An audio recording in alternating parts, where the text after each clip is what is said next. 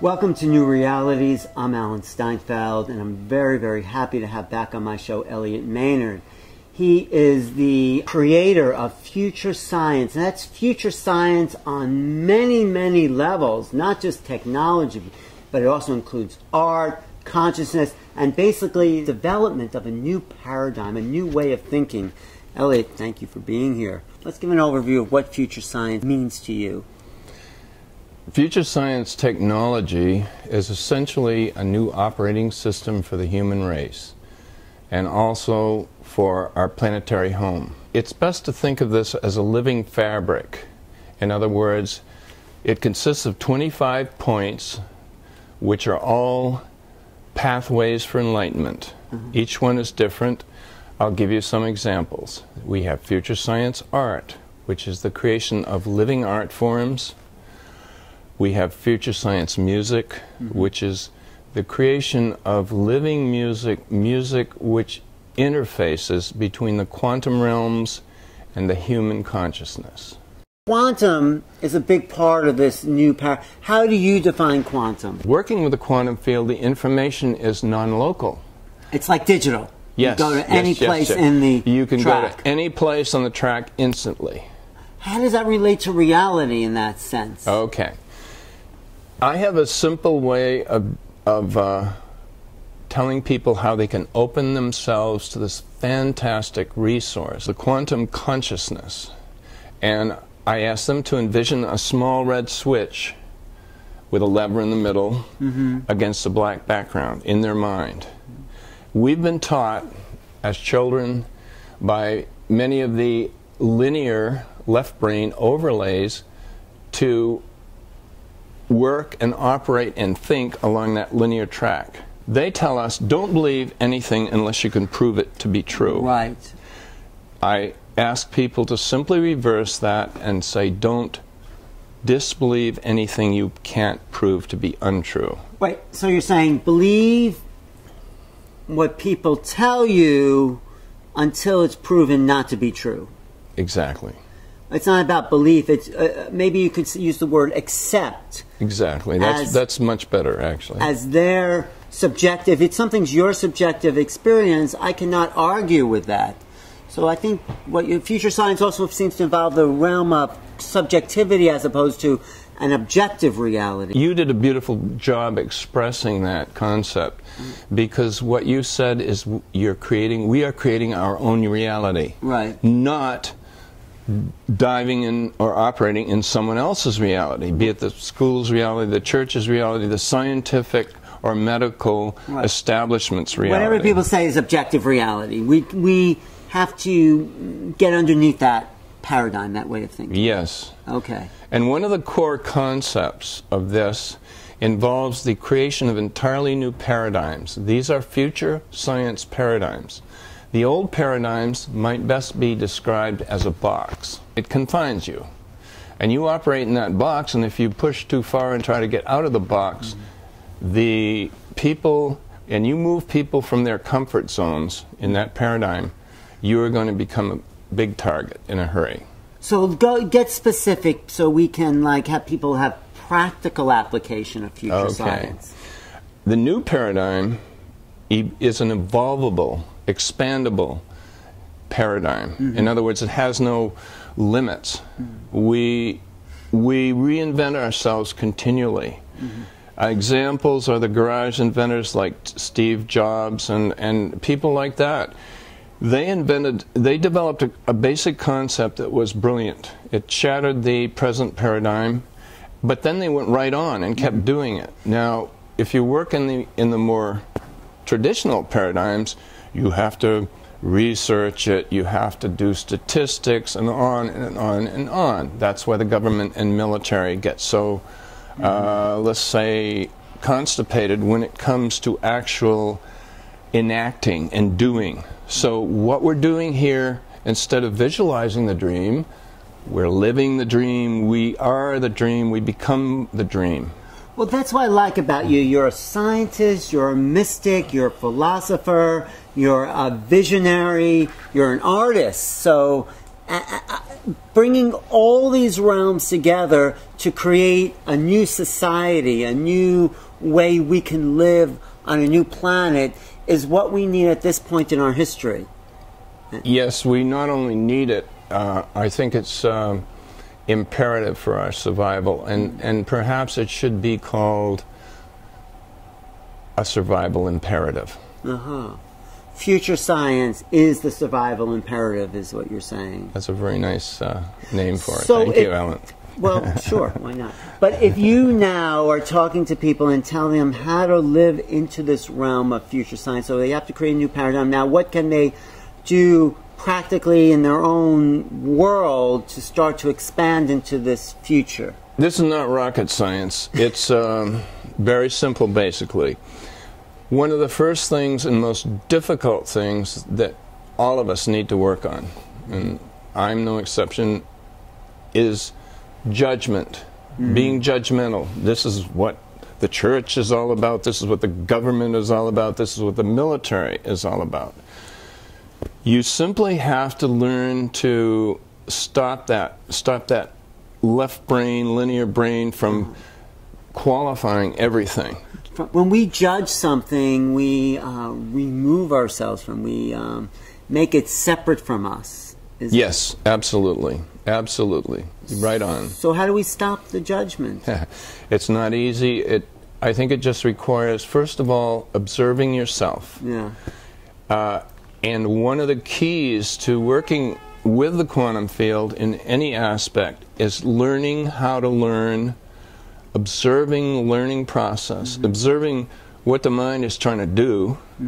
It's going to be very tricky. It'll pull end runs, and every time it pops up, you need to go and let the mind go over here, because the connection with the quantum field becomes strongest when we are at play. So this is a high form of play called soul play, actually, the play of spirit. There's a word, I believe, called lila. The Hindu word for that. Yeah. I think learning how to learn, I think it's really key, because the old paradigm has us repeating, regurgitating facts. And so the new way of learning is what? Okay, this is one of the 25 aspects of future science technology is that future science education. And having stumbled through the education mill, I spent 12 years in higher education in various fields. And it's memorize and regurgitate. Exactly. Memorize and regurgitate. That's not learning, that is being a monkey. Oh, yes. And I had to learn the hard way because I stood up against some of this. I remember being at an oceanographic institute at one point, and there was this mathematician.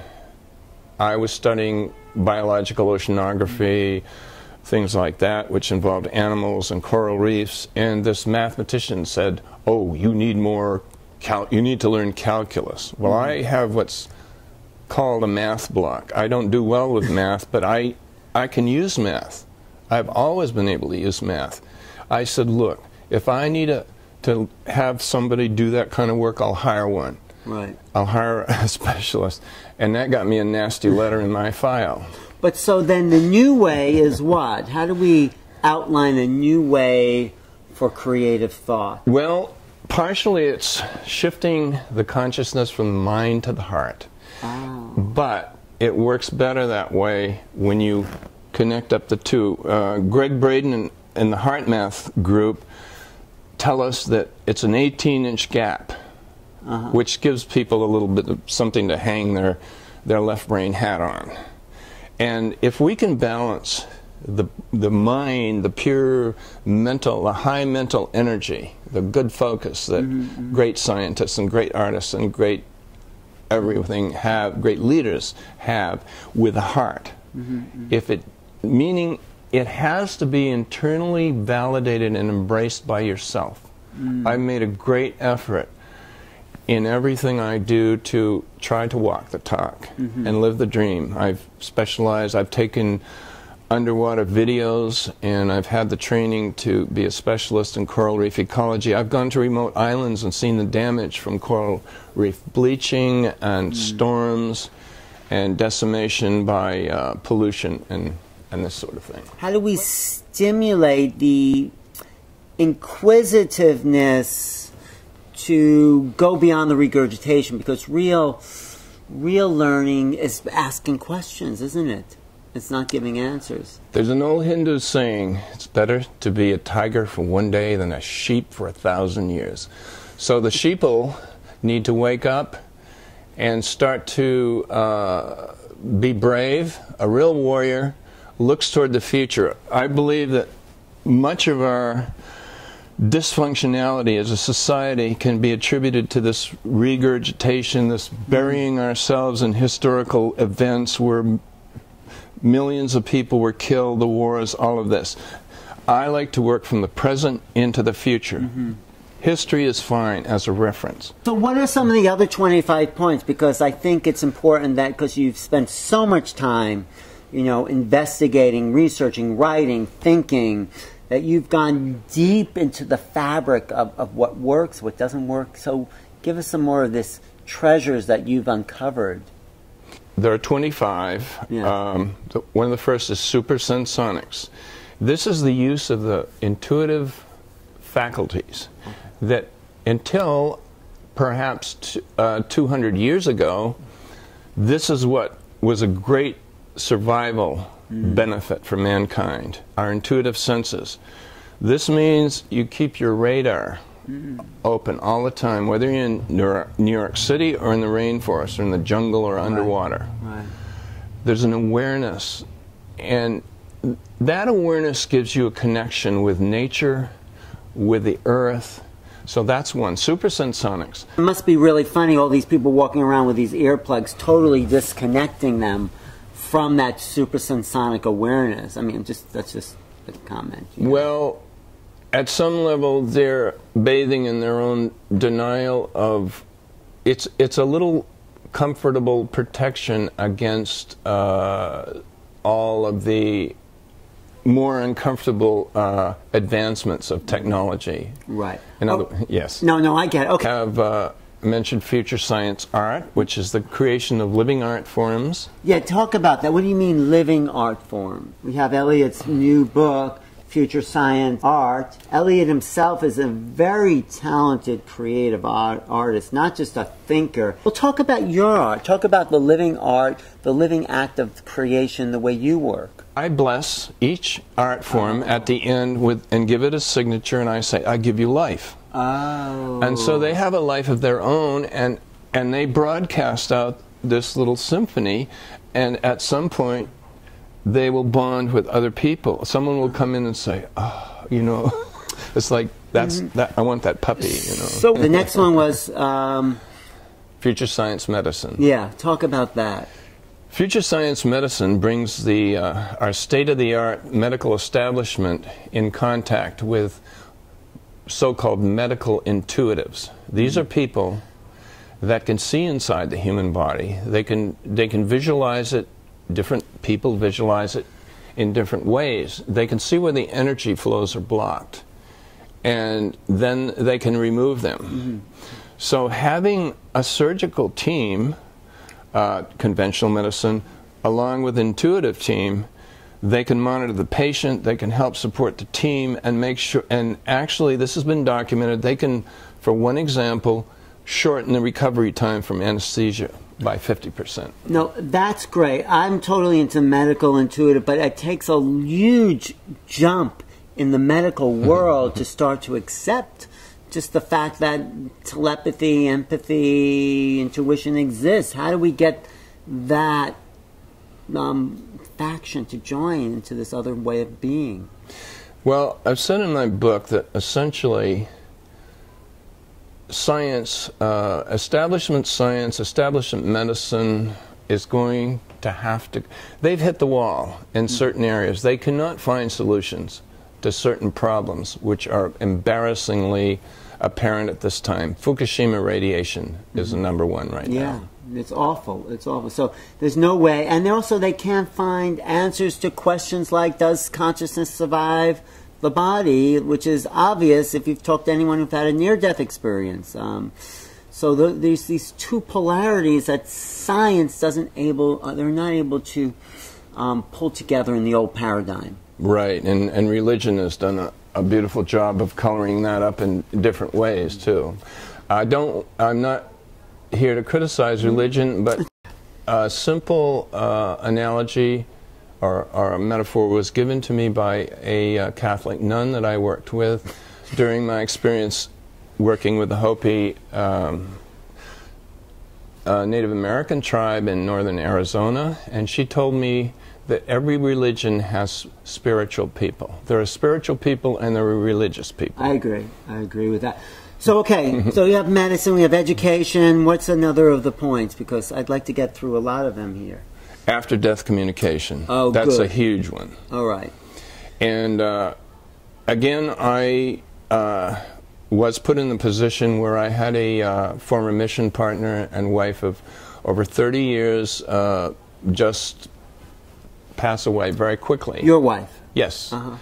And I had to go through this tremendous, having the rug pulled out from you and turning your whole world upside down in a single day. And so I refused to accept this in the normal way. Mm-hmm. And I looked into and found out that after-death communication was already a legitimate practice, especially in areas like California, New York, other places. Now, think for a minute, if you were a child and instead of making your prayers and say, please don't let mom and dad and grandpa die and all this, I used to do this when I was a kid. You know, I prayed to God that they wouldn't die. Instead, you realize that when someone passes on, we need a celebration ceremony. Think of how different life on this planet would be for the human consciousness. You're right, a whole reorientation to the fear that's instilled in us. Instead, we would have joy as opposed to fear. It would change everything, I think. How were you convinced that this happened? So your wife died now. Did you start to have communication with her? Very good question, yes. The most important thing to remember when you're opening yourself to communication from the other realms is people who are passed on have very small things that they know about. And I'll give you another example because I had a cat that had been with me for 19 years. Wow. And this cat was dragging itself around. It had degenerative kidney disease, this sort of thing. And when the cat passed, I had a person that was an animal communicator, another certified kind of profession. And they came over and talked with the cat. He was there, and the cat said things that nobody could make up. I believe that. Now, I'm going to give you a little example. I had some pack rats get into my car to the point and eat the wiring to the point. Real pack rats. Real pack rats. I mean, real rats, yes, not just like what we call pack rats. And to the point where it was a new lease car, and it had to have the engine taken out. Wow. The cat said, out of the blue, according to this lady, that he knew about the pack rat. He also knew that when he would come and bother me when I was on the computer by putting his paw on me and pestering me, he wanted me to take a break. These are things that people don't just make up. And this really is the proof of after-death communication. It's a knowingness. Well, that consciousness survives the death of the body. Well, I think that's really key. Okay, let's get through some more points, because I think what you're laying out is a structure for not just a new consciousness, but a new society, a new way that we can interact, and in a sense, a utopian possibility that we can live in harmony and peace and love and joy, abundance and freedom. You know, I think that's what we're really moving into in this realm. So what else did you come up with? Well, if we could have 1 million people like you on this planet, we'd have the change evolved. So I really appreciate this kind of people are afraid of change. It's not easy. And I had a discussion with someone just the other day Remember Abraham Lincoln said you can please half the people half the time, but you can't please all the people all the time. This person said to me, you know, every time you make a change, all of a sudden there will be a whole group of people that surface that want to stop you, and they will do so in very insidious ways. This is has been true of every artist, great artist, or leader, or musician. Anytime there's a new thought, people are resistant to it. It's just how it goes. So how do we get through that type of innovation? That's what we need. We need to form a new global force. Okay. For positive change. And what is that? What would that look like to you? We just need to have a common ground, and any of the details and things that evolve just need a little consensus. We need to set up a supportive kind of environment, a social consciousness, instead of antagonistic and all of this, you know. Yeah, no, that would be important. Okay. I think all the points that you've mentioned, medicine, education, learning, telepathy, empathy, it's about bringing a divine, eternal aspect of the inherent human nature into the paradigms of the future here. Yes, as I see it, we're going back and re-engineering the human entity. Right. And we're doing that from a consciousness, using consciousness technology. We're looking at that human entity and saying, whoa, this individual was really equipped to do this. He could look at medicinal plants and recognize which ones were going to be healing.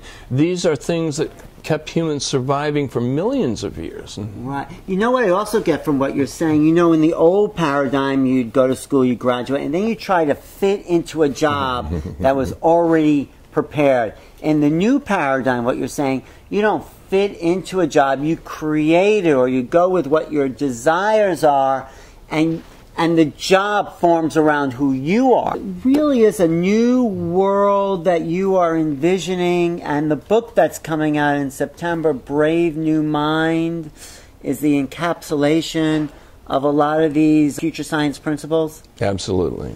So that people will find the whole listing of these 25 points there. Absolutely. Just name a few more. Well, one of them, one that I put in was called Advanced Technologies, because I'm just dumbfounded at what has happened in the last 4 decades, 40 years. We have gotten a jump in our technology from some of the reverse engineering done in Roswell crash, which was validated, and I know people who have this information. And we have fiber optics, we have printed circuits, we have LED lighting, just for 3 examples.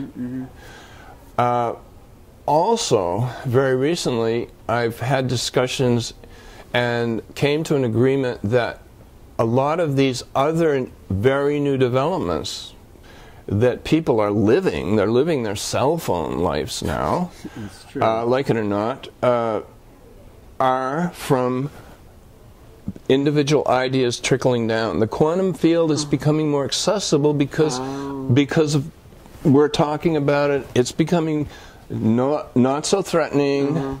People realize we can't move along. We can't keep going in the same direction without using this new technology. This is consciousness technology. It is consciousness technology. So what are some of the other points, the other 25? Well, I have new technology where I have a bucket of really amazing technologies like 3D printing, where they can print a house, where they're working on printing satellites in one piece. No more nuts, bolts. Do that with aircraft. Think about it. They're still using nuts, bolts, and washers.